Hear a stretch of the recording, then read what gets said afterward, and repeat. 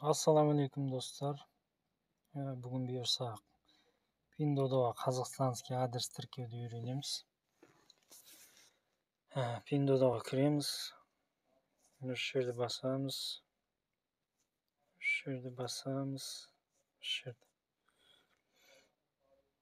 Мынаны өшіріп тұрайын, мен жаңа тіркеп едім бе. Мына жерде қызыл кнопка тұрады, сосын ақ кнопка тұрады. Қызыл қазақстанский, ақ китайский адрес. Қызылды басамыз. Ең біріншіге имя получателя. Атын жазамыз. Латинскиймен жазған дұрыс шығар меніңше. Білмеймін жалпы. Мен латинша жазамын. Мына жерге номер жазамыз. 2, 3, 4, 5, 6, 7, 8.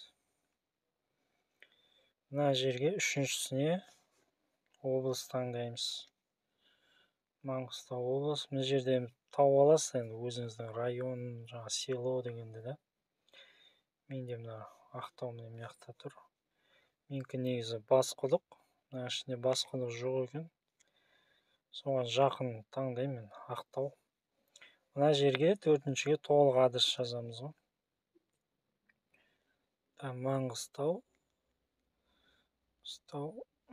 Мұнайлинский район.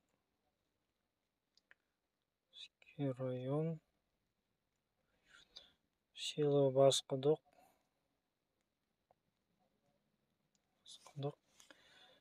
Улица Пәленше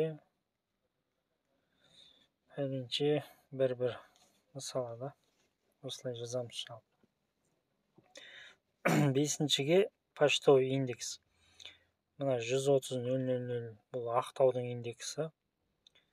Егер өз индексіңіз білмесеңіз, негізі өзіңізге жақын жердің индексін жазған дұрыс. Ол поштадан келгенде ең жақын жерден алып кете қойсыз. Бізге ең жақын жерін білмесе, Google-дан іздейміз. Почтовый индекс Басқұдық деп жаздым мен. Міне 130-600 деген. Маған жақын сол. Осы жерге жазамыз 130-600. Егер Ақтаудікі тұрса, ол Ақтаудың почтовый отделениесіне кетіп қалады да. Түсіндік па? Өз село, өз ауылың, соның индексін жазыңдар. Болды, қызылды басамыз. Сохранить етілді. Осыдан болды, шығып кетеміз. Осы бұйырса заказ беріп көрем, оның доставкасы қанша болатынын да айтам, бұйырса. Қанша уақытта келеді.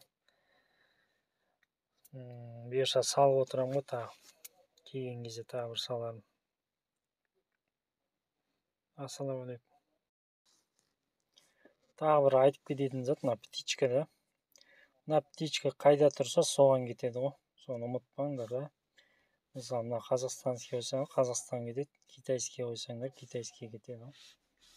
Соны обязательно ұмытпаңдар.